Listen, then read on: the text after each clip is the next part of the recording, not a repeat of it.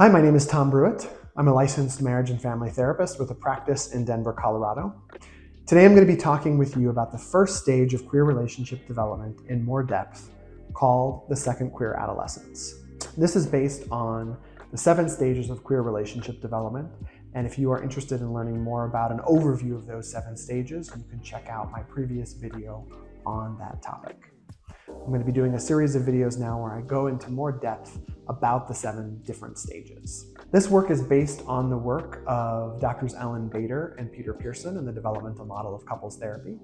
I have taken their 5-stage relationship model and I have added 2 additional stages for queer relationships, the Second Queer Adolescence and the Agreement stage, which I'll talk about more in a different video. What is the Second Queer Adolescence? The Second Queer Adolescence is a term that's kind of being thrown around a lot right now in pop culture about the queer experience. When I refer to the Second Queer Adolescence, what I'm talking about is not necessarily the first time that you come out of the closet or you invite somebody into your identity, but what happens after you've come out and you start to really figure out who are you as a person in addition to your newfound sexuality. Again, I'm really simplifying this here because everyone has their own unique coming out experience or experience of discovering their identity. Some people have known it since they were, able to have actual thoughts and memories. Some people discover this later in life. There's no right way to be queer. Just want to put that out there. So this stage, typically when sometimes, let me back up here for a minute. As queer folks, we don't always get the opportunity to experience the things that people experience in their adolescence when we are chronologically in our own adolescent period. That's because sometimes we're not aware of our sexuality in the way that we are later in life. Sometimes we grow up in communities or cultures that really discourage people from being queer and having a queer identity. And so we're not necessarily able to explore and experiment and expand in the way that most adolescents do, right? When you're in your adolescent period, you're supposed to be trying out relationships and figuring out what's important to you and experimenting and expanding in all sorts of different ways. But if you, let's say you're a gay man and you're not out of the closet, you're not even in touch with your own sexuality when you're going through your adolescent period, you may not have the same experience as you would say, you were aware that you were queer when you were, 15, 14 at some point there. So the Second Queer Adolescence is an opportunity. I'm going to just use an example here so that I can make this a little bit more clear. Let's say that you're a gay man who comes out of the closet when you're 25. Let's say you've had experiences with dating people who are, assigned female at birth, and that hadn't felt right to you. So at 25, you come out of the closet and you have your first gay queer experience. When you do that, you discover all sorts of interesting, unique things about who you are as a person. So queer relationships are different in lots of different ways, right? Different relationship structures sometimes. We have very different experiences than our straight counterparts growing up.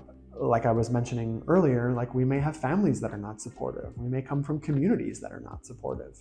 And so if you develop in an ecosystem like that, you're not going to feel as comfortable as if you grew up in a situation where it was completely okay to be all of who you are. And there's lots and lots of different experiences out there. So during the Second Queer Adolescent period, when we're thinking about this in connection with relationship development, you may not be able to be the best version of yourself in a partnership because you're being a little bit selfish, which is kind of required of you, right? Because you have to have an experience of really getting to know yourself and your new full self once you have this experience of queer awakening. Because if you don't know who you are, if you don't know what's important to you, it's going to be very difficult to have an authentic relationship of any kind, right? But if you're going through this period of rapid expansion and development, you may not be able to show up fully with a partner or partners in a relationship. You may be kind of, more interested in exploration at that point. So this often presents as, a relationship conflict when you have somebody who is in the Second Queer Adolescent stage, where they are having a period of self-development and exploration, and they are in a relationship with someone who is not in that stage. So maybe they came out 10 years prior and they're very comfortable with who they are and they know a lot about their queer identity. They may be wanting something different from a relationship. They may be wanting to have a really beautiful honeymoon period, which is the second stage in queer relationship development. And they may not be open to letting you kind of explore and do all the things that you need to do. Again, I'm using generalizations here as a way to describe what the second queer adolescence is like. What are some of the key important aspects of a second queer adolescence period? The first one is you are doing some exploration, right? That may mean you're trying different relationships on for size. You are experimenting with friendships. Maybe you're trying new activities. You're joining a gay pickleball club, whatever. You're really kind of exploring your identity in lots of different ways. You are also, being true to yourself. So you go out and you explore and you find new things, and then you check back in with yourself and you say, did I like that threesome? Did I like the queer pickleball league? You're really trying to check in with yourself so that you can assess and evaluate if these experiences are positive for you. Once you have the opportunity of going through a second queer adolescent period, you're going to hopefully come out on the other end of that knowing a lot more about what's important to you, what you're longing for, what you're desiring, and that's going to help you show up in a relationship in a much more authentic and grounded way. What if you're in a relationship with somebody right now and they are in their second queer adolescent period and you are not in yours? What can you do about that? Well, you have some choices to make, right? You can create some more space for your partner in the relationship if you have the ability to do that, right? It may not be the time for a monogamous relationship. It may be the time to have some more fluidity in your relationship structure. You can look at what's happening with that partner and not take it personally. Right? You can see them as the queer adolescent that they are and understand and realize that some of the things that they're going through they're kind of not aligned with where you are in your life. But ultimately, you may decide you don't want to be in a relationship with somebody who is developmentally in a different spot than you. That's totally okay. How do people work through differences, right? So this is something that's very important, and we're going to talk about this more when we talk about the discovering differences stage of queer relationship development. But it shows up here, right? If you and your partner or partners are in different stages of development, your relationship is going to look different than somebody who, if you have somebody who came out later in life at 25, who's in a relationship with someone who's 26, who came out when they were 16, that's going to be a very different relationship than two people who came out in their mid-20s. And they're both kind of going through a second queer adolescence at the same time. If you're in your second queer adolescent period, I am not a medical doctor, but you're going to want to make sure that you are taking care of your sexual health, right? So making sure that you are on the correct medications and doing the right STI testing and taking care of your health in a way that's important to you, right? Because we can get swept up in some of the hormones and the excitement and the lustful, wonderful things about discovering your queer identity, and we cannot be aware of the way that we're treating our body. So just a little public service announcement there. Make sure you're taking care of your sexual health. Other things to think about when you're in your second queer adolescence. This is not the time to make big decisions about the rest of your life, right? So if you're in this period of rapid expansion and exploration, don't necessarily quit your job and sign up for the Peace Corps and do a whole bunch of things that are going to be difficult to undo if you decide, in a couple months, you're settling back into your life and realizing, this is not aligned with my values. Speaking about values, just because you're in a period of expansion and growth called the second queer adolescence doesn't mean that all of your values go out the window, right? As you're exploring, you want to make sure that you're being true to your values. And yeah, you may be changing some of those values as you explore.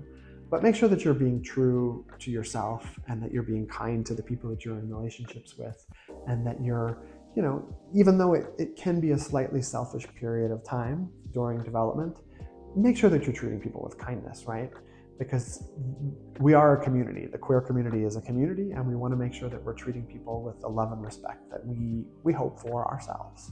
If you are struggling with a relationship right now and you're realizing, oh crap, my partner is in the second queer adolescent stage and I am not, that's probably a good time to go and get some relationship therapy, right? Find a therapist who understands queer relationships, and it's not something that should be pathologized. It's a natural part of development. When you are learning a big part of your identity, your sexuality or your identity, or the reason that I'm going into more depth about these different stages of relationship development is that I want you to understand that these are all normal, natural parts of developing a relationship. So if you or your partner are in the second queer adolescent stage right now, that's totally natural, that's okay. Yes, it can be uncomfortable, especially if you're not aligned or you're places, but this isn't something that should be demonized or, go out there and explore and have some fun. And if you are the person who is not in the same place in their own development, make sure you're taking care of yourself and setting boundaries that feel right and appropriate for you. Just because your partner is in their second queer adolescence, that doesn't give them a permission slip to do whatever the hell they want and treat you terribly, right? So you are in this relationship too. You get to decide if what's happening in the relationship is working for you or not. Remember, this isn't going to be the way that it is forever in your relationship. And sometimes the second queer adolescence will come later, right? Sometimes you'll get into a relationship, you'll have a really beautiful honeymoon stage, and then something will get stirred up in someone's identity, and they, realize a new part of who they are. Maybe they discover kink, or they discover non-monogamy, or they discover something that is unique and different to their queer experience, and they want a period of exploration around that. That's totally natural, right? But it does take some negotiating, and like I said before, you get to have boundaries in a relationship. Well, boundaries are essential and really important for relationship development. This is a lot of information about the second queer adolescent stage. I hope that it's a little bit more clear to you after I've described it a little bit. And just know that these are natural stages of development. Wherever you are is okay. If you enjoyed this video, please like and subscribe. Write a comment below. I'd love to hear your thoughts on this. I know this is a kind of a unique topic for relationship development, the second queer adolescence, but I think it's really important, and I hope that we can talk more about it as a queer community.